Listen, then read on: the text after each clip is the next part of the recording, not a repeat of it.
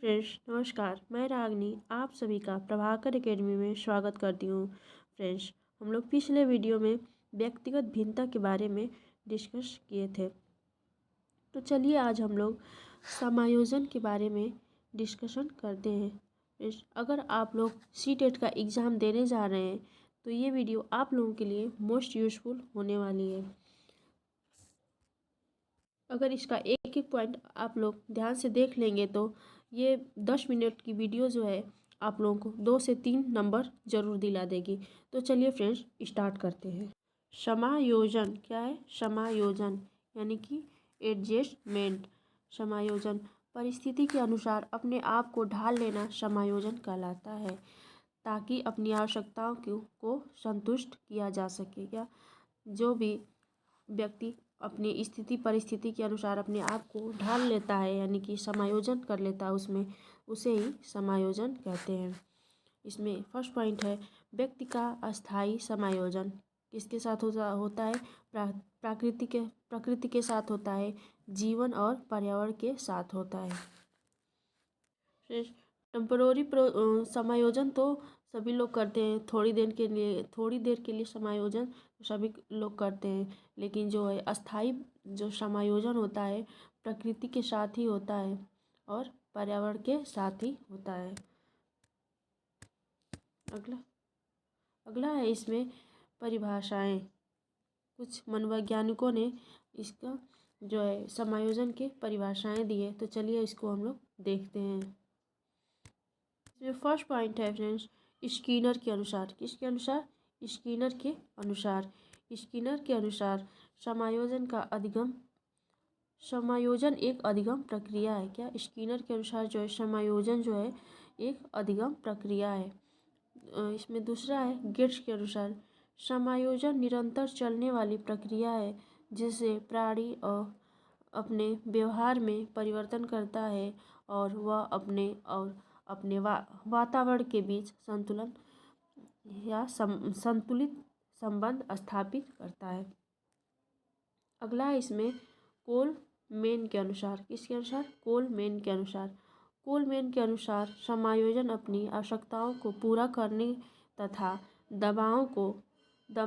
दबाव से निपटने के लिए एक प्रयासों का परिणाम है। क्या? जो है आवश्यकताओं को पूरा करने के लिए तथा दबाव से निपटने के लिए एक प्रयासों का परिणाम है। अगला है इसमें फ्रेंड्स अगला इसमें पॉइंट है फ्रेंड्स कुसमायोजन। क्या? कुसमायोजन। यदि कोई व्यक्ति वातावरण में अपनी आवश्यकताओं की पूर्ति नहीं कर पाता तो उसे कुसमायोजन को दर्शाता है। क्या? जब कोई भी व्यक्ति होता है या कोई भी बच्चा होता है, स्थिति परिस्थिति के साथ वो अपने आप को ढाल नहीं पाता है, उसके साथ सामंजस्य नहीं बैठा पाता है, तो वो कुसमायोजित होता है और उसे ही कुसमायोजन कहते हैं। अगला पॉइंट है फ्रेंड्स कुसमायोजन के तत्व। क्या? कुसमायोजन के तत्व। कुसमायोजन के तत्व में देखते हैं क्या क्या है। पहला इसमें तनाव। क्या है? तनाव यानी कि स्ट्रेस। जब व्यक्ति वातावरण और मांग के अनुरूप कार्य नहीं कर पाता तो वह तनाव में आ जाता है। क्या? जब वातावरण और मांग के अनुरूप जो है कार्य नहीं कर पाता है तो वह तनाव में आ जाता है। ये कुसमायोजन के तत्व हैं। पहला है तनाव, दूसरा है द्वेष या चिंता। क्या? द्वेष या चिंता। हॉट रेट या वरी। क्या? हॉट रेट या वरी। जब व्यक्ति वातावरण और परिस्थिति के अनुसार अपने आप को बदल नहीं पाता तो उसमें द्वेष और चिंता जागृत हो जाती है। क्या? वातावरण और परिस्थिति के अनुसार अपने आप को बदल नहीं पाता तो उसमें क्या आ जाता है? द्वेष आ जाता है और चिंता आ जाता है। जैसे मान लीजिए कोई माता पिता है और वो उनकी आर्थिक स्थिति जो है ठीक नहीं है और वो अपने बच्चों को अच्छे से शिक्षा दीक्षा नहीं दे पाते हैं, तो उसको लेकर के जो उनके मन में चिंता होती है उसे ही द्वेष या चिंता कहते हैं।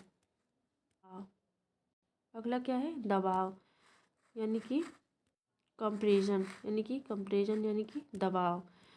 दबाव प्रतियोगिता के कारण होता है। आत्मसम्मान के लिए व्यक्ति दबाव में आ जाता है। जैसे फ्रेंड्स, कोई प्रतियोगी परीक्षा है और बच्चे में दबाव बना हुआ है कि हम आगे निकल जाएं, तो उस टाइम जो बच्चों के अंदर उत्पन्न होता है उसे ही दबाव कहते हैं। अगला है फ्रेंड्स इसमें कुंठा यानी कि फ्रस्ट्रेशन। किसी भी इच्छा में बाधा आने पर उसकी उम्मीद खत्म हो जाना कुंठा कहलाती है। क्या किसी की इच्छा में जो है बाधा आने पर उसकी उम्मीद खत्म हो जाना ही जो है कुंठा कहलाती है। जैसे फ्रेंड्स, प्रेजेंट टाइम में बीटीसी और बीएड वालों का हाल हुआ है। सब लोग टीचर बनना चाह रहे हैं, लेकिन जो है नई वैकेंसी नहीं आने के कारण सब बीएड और बीटीसी वाले बच्चे फ्रस्ट्रेशन में आ चुके हैं, तो इसे ही फ्रस्ट्रेशन कहते हैं। अगला है फ्रेंड्स द्वंद्व या कॉन्फ्लिक्ट। जब एक ही समय में दो शक्तियाँ जागृत हो जाती हैं तब व्यक्ति के अंदर द्वंद्व उत्पन्न हो जाता है। क्या जब एक ही समय में दो शक्तियाँ जागृत हो जाती है तो व्यक्ति के अंदर जो है द्वंद्व उत्पन्न हो जाता है। अगला इसमें है सुरक्षा युक्तियाँ यानी कि डिफेंस मैकेनिज्म। यानी कि जब व्यक्ति कुसमायोजित हो जाता है, अपने आप को स्थिति परिस्थिति के साथ समायोजित नहीं कर पाता है, तो उससे बचने के लिए कुछ हमारे मनोवैज्ञानिकों ने सुरक्षा युक्तियाँ बताई है। चलिए देखते हैं इसमें क्या है। ये ऐसी युक्तियाँ होती हैं जिसमें व्यक्ति विशेष परिस्थिति में अपनी चिंता और कमियों से मुक्ति पाने के लिए एक अस्थायी कवच को साधन के रूप में इस्तेमाल करता है।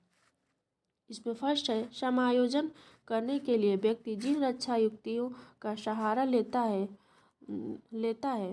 वही क्या है यही क्या है फ्रेंड्स, जो है सुरक्षा युक्तियाँ हैं। यह दो प्रकार की होती हैं। पहला है इसमें प्रत्यक्ष विधि। क्या पहला है जो है प्रत्यक्ष विधि और दूसरा है अप्रत्यक्ष विधि। पहला देखते हैं प्रत्यक्ष विधि।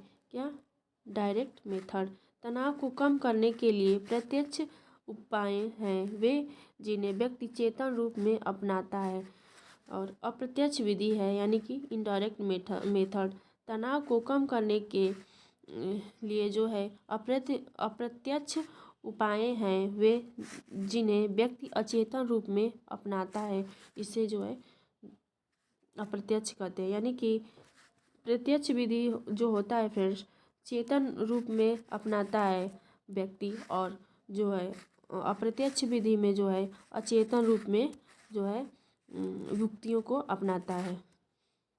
अगला है इसमें जो अप्रत्यक्ष विधि में पहला पॉइंट है तर्क संगति। क्या तर्क संगति यानी कि इसमें कोई व्यक्ति अपनी बात को सही ठहराने के लिए झूठे कारणों और जो है प्रतिक्रिया देता है। जैसे पेपर पास न होने पर अध्यापक को